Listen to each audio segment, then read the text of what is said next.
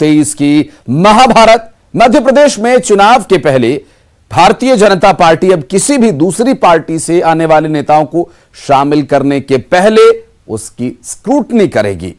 Party में join कराने के पहले नेता की क्राइम कुंडली की जांच की जाएगी और अगर कोई आपराधिक रिकॉर्ड पाया गया तो पार्टी में उसे जगह नहीं मिलेगी। पार्टी यह भी तय करेगी कि कोई संगठन की विचारधारा के खिलाफ बोलने वाला न जुड़ जाए और इसके अलावा पीएम नरेंद्र मोदी या राष्ट्रीय नेतृत्व के खिलाफ बोलने वाले किसी नेता को भी भाजपा में जगह न मिले। अब इसके लिए बाकायदा न्यू ज्वाइनिंग कमेटी बनाई गई है और इस कमेटी की पहली बैठक भारतीय जनता पार्टी कार्यालय में हुई। बैठक में केंद्रीय मंत्री नरेंद्र सिंह तोमर, नरोत्तम मिश्रा, कमल पटेल, प्रदेश प्रभारी मुरलीधर राव, प्रदेश अध्यक्ष वीडी शर्मा और हितानंद शर्मा भी मौजूद थे। इसमें भारतीय जनता पार्टी में नए लोगों को जोड़ना और भारतीय जनता पार्टी का जनाधार बढ़ाना। आज दुनिया की सबसे बड़ी पार्टी है भारतीय जनता पार्टी और आज पूरे प्रदेश में भारतीय जनता पार्टी की तरफ लोग देख रहे हैं आशा भरी नजर से और लोग ज्वाइन करना चाहते हैं, इसलिए ज्वाइन कराएंगे। सबको शामिल किया जाएगा, क्राइटेरिया देखा जाएगा, उनकी कुंडली देखी जाएगी, सबको शामिल कर लिया जाएगा। नहीं, आपराधिक पृष्ठभूमि वालों को भाजपा में कोई जगह ही नहीं है। इधर जो देश के लिए काम करना चाहता है, समाज के लिए काम करना चाहता है, प्रदेश के विकास में काम करना चाहता है, उनको भारतीय जनता पार्टी में शामिल करेंगे। एंट्री के पहले ऐसी स्क्रीनिंग की उसमें कांग्रेस के भी हो सकते हैं, दूसरी पार्टी के भी हो सकते हैं, आईएएस आईपीएस भी हो सकते हैं। जो भी समाज सेवा करना चाहता है, देश सेवा करना चाहता है, वो सबको शामिल भारतीय जनता पार्टी में हम करेंगे। कांग्रेस किसी बात की गारंटी है तो एक तो 20 लाख करोड़ के घोटाले की गारंटी है, तो दूसरे परिवारवाद की गारंटी है। उनकी कमेटियों में भी जो दिखाई देता है कि पिता भी कमेटी के अंदर है तो बेटा भी उसके अंदर है। कमलनाथ जी और नकुलनाथ जी दोनों कमेटियों में। तो परिवारवाद को चरितार्थ करने वाली ये कमेटी है। लेकिन एक बात जरूर मुझे ध्यान में आती है कि कमलनाथ जी ने चोट कर दी है दिग्विजय सिंह जी के साथ, क्योंकि वो भी अपने बेटे के लिए लगातार प्रयासरत हैं। और मैंने तो पहले ही कहा था कि मध्य प्रदेश के अंदर गांधी परिवार, मध्य प्रदेश के अंदर दो परिवार, कि कमलनाथ जी अपने बेटे को एस्टेब्लिश कर रहे हैं और दिग्विजय सिंह जी अपने बेटे को एस्टेब्लिश कर रहे हैं। लेकिन कमेटियों में मुझे ध्यान में जो मैं देखने को मिलता है। और बात करेंगे शैलेंद्र चौहान, हमारे सहयोगी हमारे साथ जुड़ गए उनसे। और शैलेंद्र, जो अभी स्थिति बन रही है, जो भारतीय जनता पार्टी अपने आप को मजबूत करने का प्रयास कर रही है, लेकिन एक फिल्टर जरूर यहां पर लगा दिया गया है। ये फिल्टर का क्या क्राइटेरिया है? कौन पार्टी में आ सकता है, कौन नहीं आ सकता है? आपराधिक रिकॉर्ड की स्क्रूटनी की जाएगी।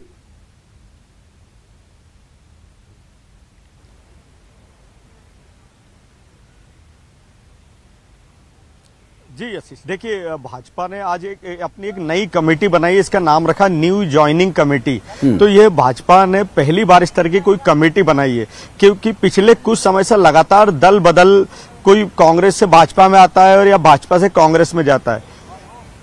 तो ये भाजपा अब किसी भी नेता या कार्यकर्ता को अगर ज्वाइन कराएगी तो सबसे महत्वपूर्ण होगा कि उस कमेटी के पास जाएगा, नाम जाएंगे और ये कमेटी ये चेक करेगी कि हमें इस नेता को या कार्यकर्ता को ज्वाइन कराना है तो उसकी आपराधिक कुंडली देखी जाएगी। ये जिले की टीम से पता करा जाएगा कि आखिर कहीं ऐसा तो नहीं कि इस नेता की कोई आपराधिक पृष्ठभूमि है। पिछले कुछ समय से बात भी बार बार आ रही थी कि कई ऐसे लोग सक्रिय हैं जो कि पार्टी में आना चाहते हैं या ज्वाइन करना चाहते हैं, तो पार्टी ने एक बड़ा फिल्टर लगा दिया है। और अब उसके बाद ना केवल जिलों से रिपोर्ट ली जाएगी और कमेटी भी चर्चा करेगी कि इस व्यक्ति को हमें ज्वाइन कराना है या नहीं। तो ये सारी एक सिस्टम प्रक्रिया को बाकायदा ऑन रिकॉर्ड में लिया जाएगा। जी बिल्कुल। और चूंकि पार्टी किसी भी तरह से अपनी छवि को खराब नहीं करना चाहती और कोई उंगली ना उठा दे, संभवतः ये एक आधार यहां पर पार्टी लेकर चल रही है, जिसके लिए वीडी शर्मा ने भी कहा कि कांग्रेस जैसा करती है ऐसा हम नहीं करेंगे और इस बारे में निश्चित रूप से पार्टी आगे विचार करते हुए इस कमेटी का गठन कर चुकी है। बहुत शुक्रिया फिलहाल आपका इस जानकारी के लिए। और विधानसभा चुनाव की तैयारियों को लेकर कांग्रेस पूरे जोर शोर से काम में जुट गई है। कल से कांग्रेस पूरे प्रदेश में संकल्प शिविर लगाने जा रही है। 15 दिन में पार्टी सभी 90 सीटों पर संकल्प शिविर का आयोजन करने जा रही है। रायपुर, दुर्ग और बिलासपुर संभाग में सबसे पहले शिविर का आयोजन किया जाएगा। संकल्प शिविर में हर मतदान केंद्र से 10 कार्यकर्ता शिरकत करेंगे और एक विधानसभा क्षेत्र से 3000 कार्यकर्ता संकल्प शिविर में शामिल होंगे और सभी संकल्प शिविरों में कार्यकर्ताओं को बूथ मैनेजमेंट की जानकारी दी जाएगी। युगल तिवारी हमारे सहयोगी इस वक्त हमारे साथ जुड़ रहे हैं, बात करेंगे उनसे। युगल, अब चुनाव में बहुत ज्यादा समय नहीं रह गया है, तो ये संकल्प लेकर कांग्रेस पार्टी आगे बढ़ रही है और ये संकल्प कैसे काम करेगा?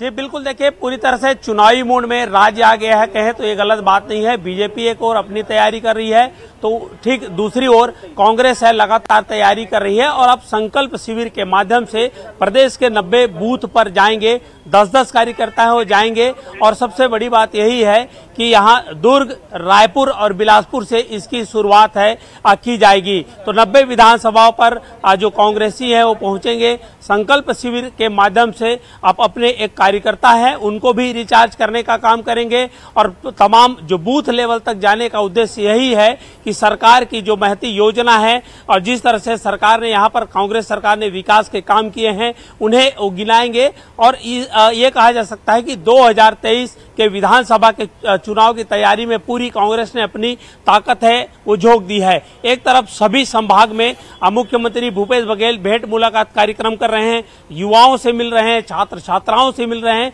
तो ये कहा जा सकता है कि अब पूरी तरह से राज्य चुनावी मोड में है। तो दूसरी ओर निर्वाचन जो आयोग है उसने भी तैयारियां शुरू कर दी है। तो ये कहा जा सकता है कि जैसे ही आचार संहिता लगेगा और अब चुनाव की उल्टी गिनती शुरू भी हो चुकी है और इस तरह से पूरी जो कांग्रेस है, बीजेपी है, अन्य जो क्षेत्रीय राजनीतिक दल हैं उनने भी तैयारियां हैं वो शुरू कर दी हैं। जी बहुत शुक्रिया आपका युगल इस जानकारी के लिए और बढ़ते आगे करेंगे अगली खबर का। चुनावों से पहले भारतीय जनता पार्टी घोषणा पत्र कमेटी की एक अहम बैठक हुई जिसमें कई निर्णय लिए गए।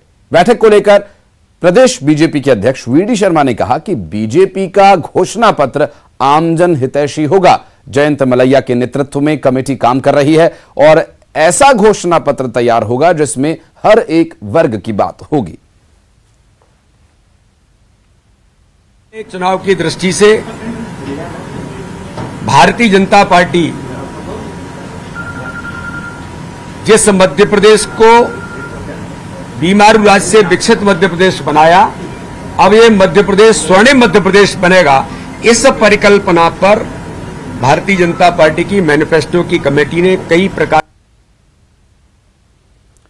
खबर नरसिंहपुर से, जहां विधानसभा चुनाव से पहले बीजेपी ने कार्यकर्ताओं को चार्ज करना शुरू कर दिया और इसी कड़ी में करेली में बीजेपी कार्यकर्ताओं का एक महासम्मेलन बुलाया गया। महासम्मेलन में जहां केंद्रीय मंत्री प्रहलाद पटेल ने कार्यकर्ताओं को 2023 की लड़ाई में विजय पताका लहराने का गुर सिखाया, वहीं स्थानीय विधायक जालम सिंह पटेल ने कार्यकर्ताओं को अपना बूथ मजबूत करने की सीख दी। जन्मभूमि भी है और यहाँ राजनीतिक जागरूकता है और मैं मानता हूँ ये विजय अभियान की शुरुआत है। हमके प्रदेश में तो सरकार बनानी ही है, लेकिन मेरे जिले में पिछली बार कुछ गड़बड़ हुई थी। हमको 4 सीटें जीतनी है। आज उसकी शुरुआत नरसिंहपुर के मुख्यालय से हुई है और मैं विश्वास करता हूँ कि नरसिंहपुर का जागरूक मतदाता, वो जागरूक लोग तो किसी भी क्षेत्र में काम करते हो, मैं उनको निवेदन करना चाहता हूं कि निश्चित रूप से वो हमें और मेरी पार्टी को जरूर आशीर्वाद देंगे, ऐसा मेरा विश्वास है। जन्मभूमि भी है और यहाँ राजनीतिक जागरूकता है और मैं मानता हूं ये विजय अभियान की शुरुआत है। हमके प्रदेश में तो सरकार बनानी ही है, लेकिन मेरे जिले में पिछली बार कुछ गड़बड़ हुई थी। हमको 4 सीटें जीतनी है। आज उसकी शुरुआत नरसिंहपुर के मुख्यालय से हुई है और मैं विश्वास करता हूं कि नरसिंहपुर का जागरूक मतदाता, वो जागरूक लोग तो किसी भी क्षेत्र में काम करते हो, मैं उनको निवेदन करना चाहता हूं कि निश्चित रूप से वो हमें और मेरी पार्टी को जरूर आशीर्वाद देंगे, ऐसा मेरा विश्वास है। मैंने ये सीखा है यहाँ पर आकर छोटी छोटी परेशानियों से कैसे निपटारा किया जा सकता है, मुझे ये सीखने को मिला है आज।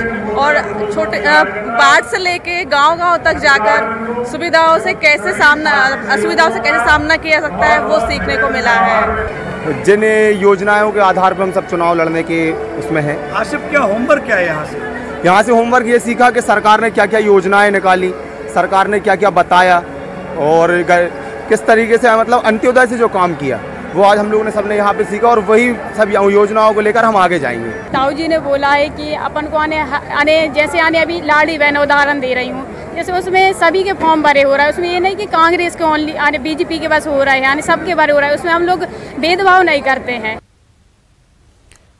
और अहिरवार महापंचायत से एक और अर्ज सामने आई है। दरअसल ये अर्ज की गई है मुख्यमंत्री शिवराज सिंह चौहान से, जहां सागर में बन रहे संत रविदास मंदिर के लिए बड़तुमा की जगह कर्रापुर में से निर्माण किए जाने की मांग की गई। अहिरवार महापंचायत का यह कहना है कि कर्रापुर आश्रम में 600 साल पहले संत रविदास आए थे और ये समाज का पहले से ही आस्था का केंद्र है, इसलिए पूरा समाज संत शिरोमणि रविदास महाराज का मंदिर कर्रापुर में बनाए जाने की मांग कर रहा है। ये स्थल पहले से ही पूजनीय स्थल है। अगर मंदिर कर्रापुर में नहीं बनता है तो संत समाज और अहिरवार समाज की भावनाएं आहत होंगी। बड़तुमा में न तो किसी की भावनाएं हैं, न ही किसी का आधार है। जिस जगह स्मारक और मंदिर बनाया जा रहा है उससे समाज में कोई आस्था नहीं है और यहाँ कोई वहां का पुराना इतिहास है। ना तो अहिरवार महापंचायत ने पूरे मामले को लेकर सागर के अपर कलेक्टर सपना त्रिपाठी को ज्ञापन सौंपा। आपको बता दें कि मध्य प्रदेश का सबसे बड़े रविदास मंदिर का निर्माण सागर के बड़तुमा में करने की घोषणा की गई। 100 करोड़ की लागत से 11 एकड़ जमीन पर संत रविदास मंदिर का निर्माण करवाया जाना है। संत रविदास मंदिर को नागर शैली में भव्य निर्माण कराया जाएगा। मंदिर का निर्माण 10,000 वर्ग फीट की जगह पर किया जाएगा। संत रविदास मंदिर के साथ रविदास जी के दर्शन को प्रदर्शित करने वाले म्यूजियम का निर्माण करवाया जाएगा और म्यूजियम का निर्माण 14,000 वर्ग फीट में होगा। म्यूजियम में 4 गैलरीज बनाए जाएंगे जिसमें संत रविदास महाराज के जीवन को प्रदर्शित, भक्ति मार्ग, निर्गुण पंथ, साहित्य को समावेश किया जाएगा। इसके अलावा लाइब्रेरी और संगत हाल में रविदास जी के भक्ति मार्ग, दार्शनिक विचारों के सभी साहित्य का संकलन उपलब्ध करवाया जाएगा ताकि यहाँ आने वाले भक्त इन्हें पढ़ सकें। मंदिर परिसर में 12,000 वर्ग फीट में भक्त निवास का निर्माण कराया जाएगा और इसके लिए आने वाले श्रद्धालुओं को सुविधा मिल सके। भक्त निवास में 15 कमरे बनवाए जाएंगे जो सर्व सुविधा युक्त होंगे। वहीं एक डोरमेट्री का भी निर्माण करवाया जाएगा। प्रवेश द्वार, पार्किंग, सीसीटीवी फॉर लाइटिंग आदि की व्यवस्थाएं मंदिर परिसर में होंगी।